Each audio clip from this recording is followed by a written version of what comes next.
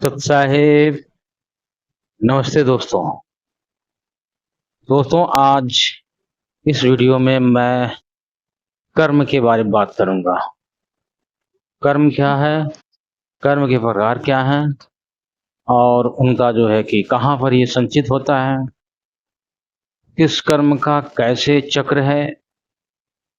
हाँ, वो कर्म से कैसे हम लोग प्रभावित होते हैं और इन कर्मों के विषय में भी हमारे गुरुजी संत रामपाल जी महाराज ने अच्छे से एक्सप्लेन किया है। जो उनकी किताबों को पढ़ेगा उसे ये सब पता चलेगा। हमारे गुरुजी का किताब भी पढ़ो, देखो उसमें क्या लिखा है। आप इसमें कमेंट भी करते हैं तो कमेंट आपके बहुत अच्छे भी हैं, और कभी कभी कमेंट जो है बहुत लोअर क्वालिटी का होता है, तो आपसे रिक्वेस्ट है कि आप लोअर क्वालिटी हो चाहे जैसा भी कम प्रश्न हो, प्रश्न आप चाहे जितने करो, उत्तर भी चाहे जितने दो, लेकिन आप सिर्फ इतना ख्याल करो कि सब शब्दों का जो है मर्यादा आप रखो। और ये नहीं कि हमारे गुरुजी का नाम लेकर कुछ बोलो, उल्टा सीधा कमेंट करो, या फिर मेरे प्रति लेकर के कोई फालतू कमेंट करो, या किसी के प्रति फालतू करोगे तब तो हम तो रिमूव करेंगे कमेंट। तो आप यहाँ नहीं रह पाओगे, मेरे चैनल पर आपको रहना ही नहीं है तब, या तब आपको बुरा लगेगा। हाँ, कमेंट रिमूव कर दिए, बड़का जानकार बनता है, ऐसे ऐसे आप कहोगे तब। तो भैया मैं कुछ नहीं कहूँगा, कमेंट कर सकते हो तो करो, चाहे जितना दिमाग बुद्धि तुम्हारे पास हो लगाओ, प्रश्न करो, चर्चा करो, इसीलिए तो हमारा चैनल है। अच्छा ठीक है, तो अब चर्चा करेंगे हम किस पर? कर्म पर। सबसे पहले हम यही जानेंगे कि कर्म क्या है। कर्म मानसिक शारीरिक सभी क्रियाएं कर्म है जो हम करते हैं। लेकिन याद रखना, जो क्रियाएं आप जैव करते हैं शरीर से, मन वचन से, ये सारे के सारे कर्म ऐड होते हैं जो आप इच्छा से, अपनी इच्छा से करते हो। देखेंगे कि शारीरिक कर्म में और क्या है। जैसे हाथ पैर से आप काम करते हो, आंखों से काम करते हो, इंद्रियगत कर्म है। आंख से देखते हो, फिल्में देखते हो, अच्छी चीजें देखते हो, बुरी चीजें देखते हो, ये सारे के सारे आपके कर्म लिखे जाएंगे। वचन से करते हो, जबान से करते हो, ये भी कर्म है। टेढ़ा बोलोगे, आप जो है अपने मैसेज लिखते हो, वीडियो में उल्टा पुल्टा लिखते हो तो तुम्हें दंड मिलेगा, उसका भी सिस्टम है, जानते रहो आप। अच्छा ठीक है, मैं ही कुछ बोल रहा हूँ, अभी आपको फालतू चीजें बोल दूं और गलत चीजें कहूँ तो उसका भी हमें भी दंड है, ये तो सबको है। तो कर्म तो सब है, चाहे शारीरिक करो चाहे मानसिक करो। अब बात आ गई कि कर्म के प्रकार कितने हैं। दोस्तों, कर्म 3 प्रकार का माना जाता है मूलतः: संचित, प्रारब्ध, क्रियामान।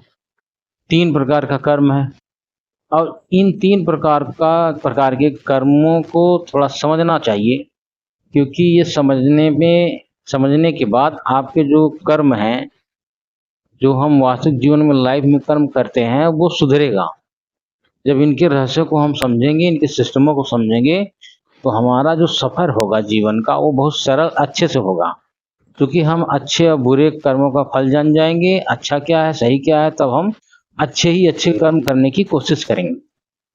तो ये कर्म कैसे जो है कि 3 प्रकार के हो गए, कौन कौन से? संचित, प्रारब्ध और क्रियामान। तो क्रियामान कर्म क्या है और प्रारब्ध? पहले हम क्रियामान को शुरू करते हैं। जब तक आप कर्म कर रहे हैं तब तक वो क्रियामान कहलाता है। जैसे मैं इसमें बोल रहा हूँ, ये क्रियामान कर्म है। जो ही मैं ये बोल करके शांत हुआ तो क्रियामान कहाँ चला जाएगा? संचित में। यानी जो क्रियामान कर्म के बाद वो वही कर्म जो है जब स्टोर हो जाती है, उस कर्म को हम क्या कहते हैं? संचित कर्म कहते हैं। और बड़े बहुत अच्छी मजेदार चीज जानिए कि जो हम आप कर्म करते हैं वो हमारे अचेतन मन में रहता है, सेव होता है। अब आप उसको अंतःकरण बोल सकते हो, ठीक है, आप अंतःकरण में वो कर्म सेव हो गया। और साइंस की भाषा में उसको अचेतन मन बोलते हैं। उस अचेतन मन में ये क्या हुआ, स्टोर हो गया, वो रिकॉर्ड रखता है। तो अब ये रिकॉर्ड रख दिया, अब वो क्या कहलाएगा, संचित कर्म। उसके बाद फिर वहां पर तो है ही रिकॉर्ड, एक इसकी जो फोटो कॉपी होती है हूबहू वो चली जाती है। रिकॉर्ड कहाँ, यमलोक में। यमलोक हमसे अलग जगह, जो धर्मराज का मैनेजमेंट व्यवस्था है, ऑफिस है, ऑफिस उनका वहां चला जाता है। वहां रजिस्टर आपका है, हम लोगों का सबका रजिस्टर होता है, वो मेंटेन होता है। तो आपके अंतःकरण में, हमारे अंतःकरण में वो कर्म फीड हो जाता है और उसके बाद फिर चला जाता है कहाँ, उनके ऑफिस में। अब प्रारब्ध कर्म क्या है, जब ये हम क्रियामान कर्म किए तो कहाँ चला गया, संचित में। अब वो संचित में रिकॉर्ड हो गया कि भाई आपने लूटा, आपने खाया, ये फल खाया, ये गाली दिया, ये आपने ऐसे ज्ञान समझाया, ये आपने ऐसे गलत बात बोली, ये अच्छी बात बोली, ये कर्म कर दिया, या आपने किसी सबको कैसे मार दिया, किसी को कैसे आपने दवा दे दिया। तमाम तरह का अनगिनत प्रकार के कर्म, ये कर्म कहाँ चले गए। कर्म जब तक किया वो कब क्या कहला रहा था, क्रियामान। अब जब उसको फिर करके खाली हुए तो कहाँ सेव हो गया, हमारे अचेतन मन में। उसको क्या कहते हैं, संचित कर्म। और वो संचित कर्म कहाँ चला गया, हेमलोक में। अच्छा ठीक है, इन कर्मों का फल जब तक नहीं भुगत लोगे, इनका भुगतान नहीं कर लोगे, तो ये तब तक आपके रिकॉर्ड में रहेंगी, वहां यमलोक में रहेंगी। अब ये आपको भुगतना ही भुगतना है, ये कभी खत्म नहीं होगा। ये माफी नाम की चीज नहीं है। कब तक माफी की नाम चीज नहीं है, जब तक आप परमात्मा के शरण में नहीं जाते, पूर्ण ब्रह्म कबीर देव के शरण में नहीं जाते। क्योंकि उनके बारे में लिखा है वो पाप नाशक है, वेद में लिखा है, कबीर अंगारी असी कबीर बम्बारी असी। ठीक है, वो बंधनों का शत्रु है, पाप नाशक है। तो ये कबीर साहब के बारे में कहा है। तो कबीर साहब के शरण में रहने वाले जीवात्मा क्या होता है, ये संचित रजिस्टर मेंटेन नहीं होता। ये सारे जब तक वो गलती नहीं करता, जब गलती करेगा, नाम खंड होगा, तो तब मेंटेन होना शुरू हो जाएगा, तब उसको समस्या होगी, तो वो फिर शुद्धिकरण करवाता है, तब सही होता है। ये बात समझिए, वो भगत लोग समझ रहे हैं, आप सब लोग नहीं समझ पाएंगे। अच्छा ठीक है, हम संचित हो गया और क्या हो गया, क्रियामान। तो उसके बाद फिर कौन सा कर्म बचा, प्रारब्ध। इन संचित कर्म, ये संचित कर्म जो होते हैं, ये ऐसे जन्म जन्मांतर के बनते चले जाते हैं। उनमें से उसी समय कुछ भुगतान हम कर लेते हैं। जैसे अभी मैं भांग खाऊं या फिर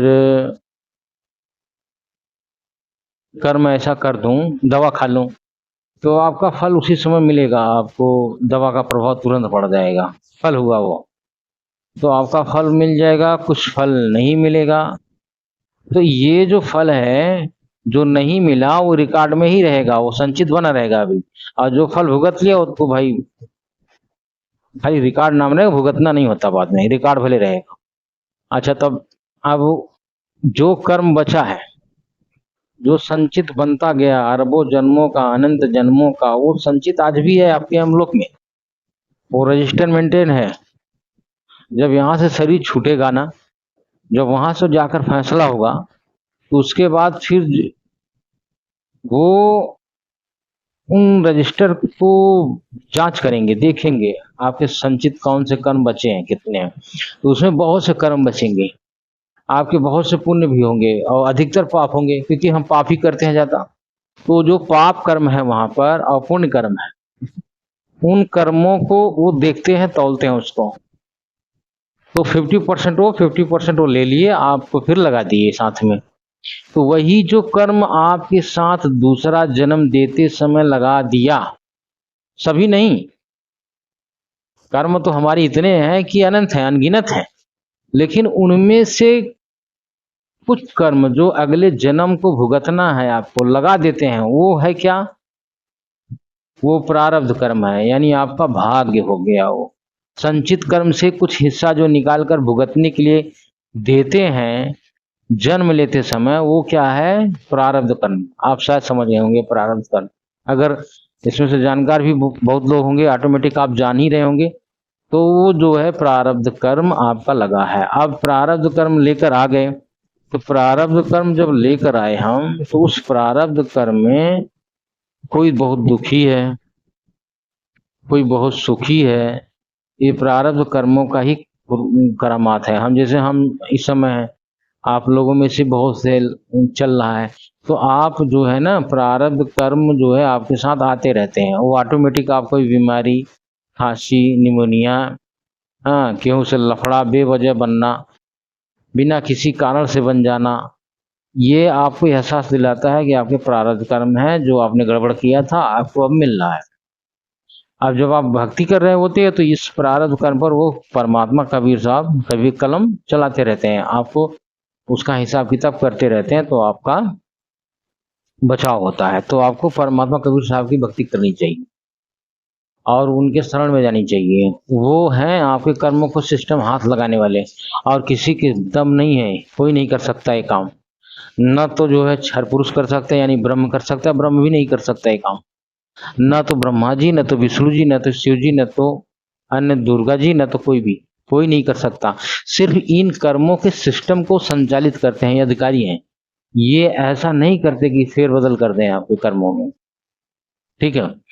हाँ, एक चीज है कि यदि कर्म आपके अच्छे हैं तो आप अच्छा ही अच्छा भुगतान करोगे। जो प्रारब्ध आपको मिला है वो आपको, उसमें कर्मों की संख्या अच्छा वाला है तो अच्छा ही अच्छा भुगतते जाएंगे। अब उसके बाद फिर बुरा है तो बुरा ही बुरा आपका चलेगा।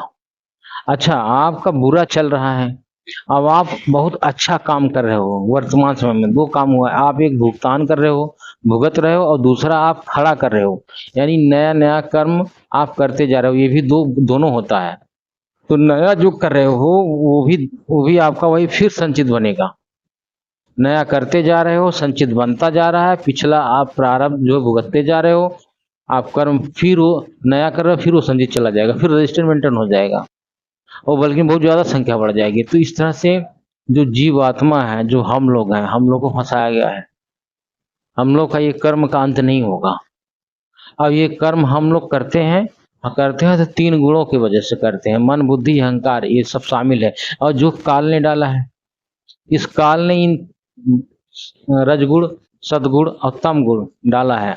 जब रजगुण हावी होता है तो हम रजोगुणी कर्म करते हैं, तमगुण हावी होता है तो तमोगुणी करने लगते हैं, फिर सदगुण हावी होता है तो सतोगुणी करते हैं। ये कुत्ता, बिल्ली, गधा सब ऐसे करते हैं, हम लोग भी करते हैं। तो हम लोगों का ये कर्म का भुगतान जो है करना पड़ता है। ये हमारे अंतःकरण में जमा होता है और वहां पे मेंटेन होता रहता है, प्रारब्ध मिलता रहता है, जन्म मिलता रहता है, आपको जन्म होता रहता है। ये हम जो आत्मा है, हम आत्मा के अंदर ये नहीं है, ये अंतःकरण में सेट होता है। अंतःकरण इसने लगाया है, यानी मन, ये इसने लगा रखा है। मन, बुद्धि, अहंकार, और ये त्रिगुणी माया इसकी है, इसी में फिट करके हम लोगों को नचाता है। तो हम लोग विवश होकर के ये काम सभी आत्माएं करती हैं। जो मनमानी नहीं होता, इनसे करवाया जाता है, प्रेशर देकर, बाई फोर्स करता है। आपके अंदर ऐसा गुड़ ही डाल दिया है कि आप करोगे ही करोगे।